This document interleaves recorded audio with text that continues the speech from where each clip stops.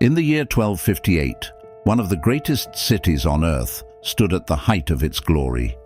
A city of scholars, scientists, poets, and philosophers. A city whose light illuminated the world. That city was Baghdad. For nearly 5 centuries, Baghdad had been the beating heart of the Abbasid Caliphate, the center of knowledge, culture, and power in the Islamic world. At the center of this intellectual revolution stood a legendary institution, the House of Wisdom, where the greatest minds of the age gathered to study the secrets of the universe. Here, ancient Greek philosophy was translated into Arabic, Persian literature was preserved, Indian mathematics transformed into algebra. Baghdad was not just a city, it was the symbol of human progress, a shining beacon in a world still struggling through darkness.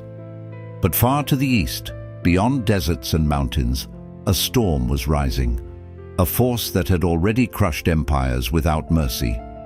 The Mongols, warriors of the steppe, masters of speed, strategy, and psychological terror. Their empire had been forged by one man, Genghis Khan, whose conquests reshaped the world forever. After his death, the empire did not weaken, it expanded, stretching from China to Eastern Europe. In the mid-13th century, command of the Western campaign was given to his grandson, Hulagu Khan. Hulagu's mission was direct and merciless: eliminate every power in the Middle East that might challenge Mongol supremacy. And in the heart of that region stood Baghdad, wealthy, proud, and dangerously unaware of the storm approaching its gates. At that time, the Abbasid Caliph was al-Mustasim, a ruler more experienced in palace politics than battlefield strategy. When Hulagu sent a message demanding submission and tribute, the Caliph hesitated. He believed Baghdad's mighty walls and spiritual prestige would be enough to deter invasion. But Mongol warfare was unlike anything the Abbasids had ever faced. It combined brutal efficiency with advanced siege technology, and it left no room for arrogance. The Mongols did not rely on courage alone. They studied their enemies. They gathered intelligence. They calculated weaknesses. Baghdad's reputation as an untouchable capital meant nothing to an army that had already broken empires far stronger. Hulagu Khan assembled one of the largest Mongol forces ever seen in the region. Tens of thousands of cavalry, supported by engineers and siege specialists from across Asia. Among them were Chinese engineers skilled in constructing powerful catapults and explosive devices, weapons capable of tearing through even the strongest city walls. Meanwhile, inside Baghdad, confidence blinded caution. The Caliph's court underestimated the scale of the approaching threat. Warnings came from neighboring rulers who had already witnessed Mongol destruction. Entire cities had vanished. Entire populations had been erased. Yet Baghdad's leaders believed diplomacy or divine protection would shield them from catastrophe. Hulagu's patience ran thin. He demanded full submission, dismantling of defenses and personal surrender of the Caliph. The refusal sealed Baghdad's fate. Orders were given. The army would march west toward the heart of the Islamic world. Across deserts and rivers, the Mongol forces advanced with disciplined speed. Villages along the route surrendered without resistance. Those who resisted faced swift punishment. News of their brutality traveled faster than their horses. By January of 1258, the Mongol army stood within sight of Baghdad's outer defenses. For the first time, the citizens of Baghdad saw the reality of the threat, an army stretching beyond the horizon. Hulagu divided his forces strategically, surrounding Baghdad from multiple sides to prevent escape or reinforcement. Earthworks were constructed, siege engines assembled. The Mongols prepared with calculated precision. Inside the city, panic slowly replaced denial. Markets emptied, families stored food. Prayers filled the mosques. The Caliph attempted a late negotiation, sending envoys to the Mongol camp. But the time for compromise had passed. Hulagu rejected partial surrender. He demanded total submission, nothing less. And then the first stones flew. The Siege of Baghdad had begun. The first impact shook the earth beneath Baghdad's walls.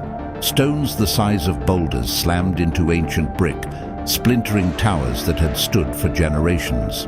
Wave after wave of projectiles followed.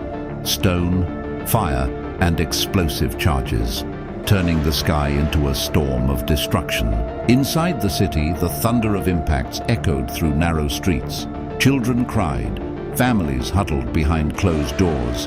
Fear spread faster than fire. The defenders fought back with arrows and stones, but their weapons felt small against the relentless machinery of Mongol siegecraft. Hulagu's engineers adjusted aim with calculated precision. Each strike targeted weak points, gates, and vulnerable towers. Within days, cracks began to appear in the outer defenses. Dust and debris drifted through the air like ash before a coming inferno. Food supplies inside Baghdad dwindled. Markets that once overflowed with abundance now stood nearly empty. Desperation replaced confidence. Even the caliph's court began to sense that the walls alone would not save them. On the 7th day of siege, Mongol forces breached key defensive trenches, moving closer to the heart of the city. A counterattack was launched by Baghdad's remaining soldiers, brave but disorganized. The Mongols responded with disciplined formations, encircling and overwhelming the defenders with ruthless efficiency.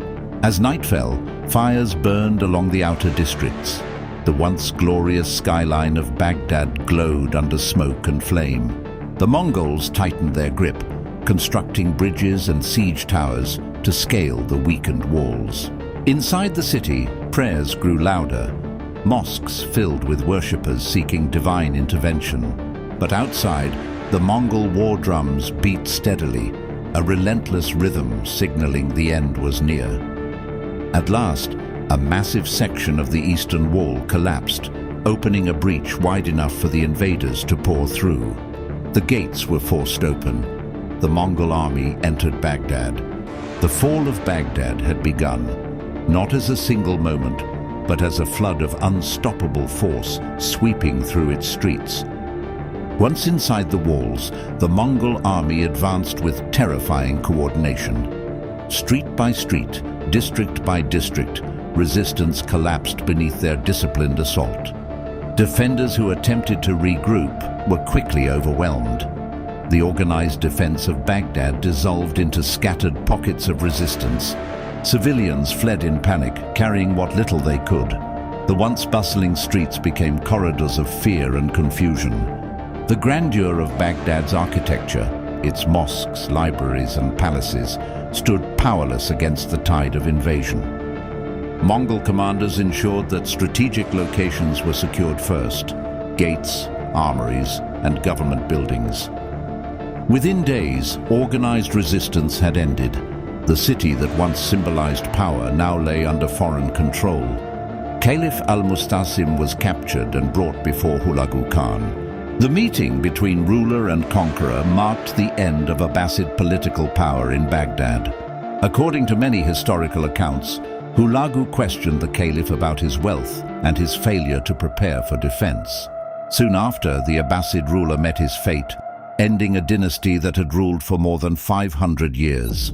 With the caliph gone, there was no longer a central authority. Baghdad was leaderless, vulnerable, and broken. But the greatest tragedy was not political. It was intellectual.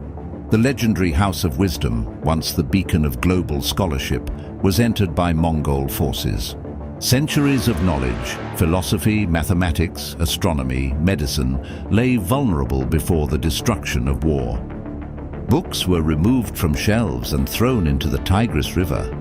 Some chronicles claim the river ran dark with ink from countless manuscripts dissolved in its waters. Whether legend or literal truth, the cultural loss was undeniable. A treasure of human thought vanished within days.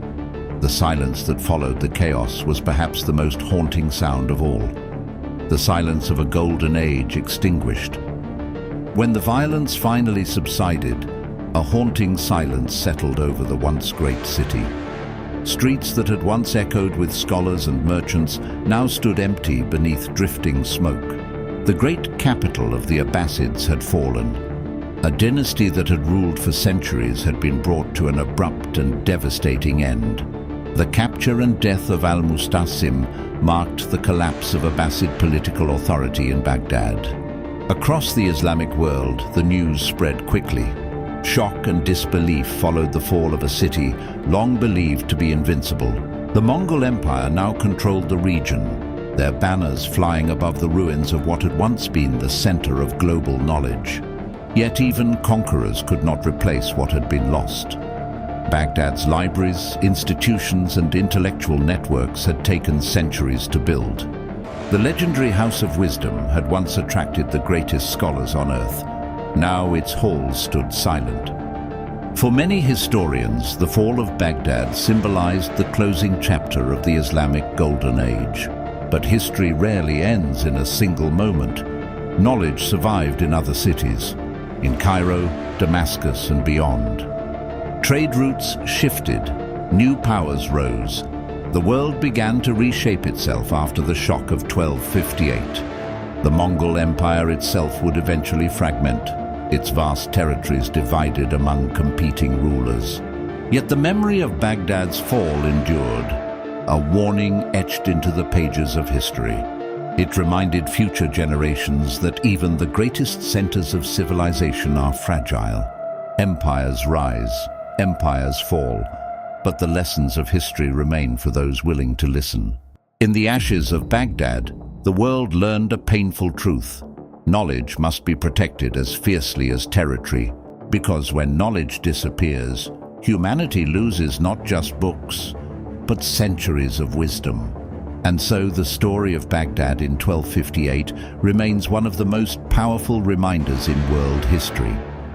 A reminder that civilizations shine brightest when they nurture knowledge, and that their greatest tragedy comes when that light is extinguished.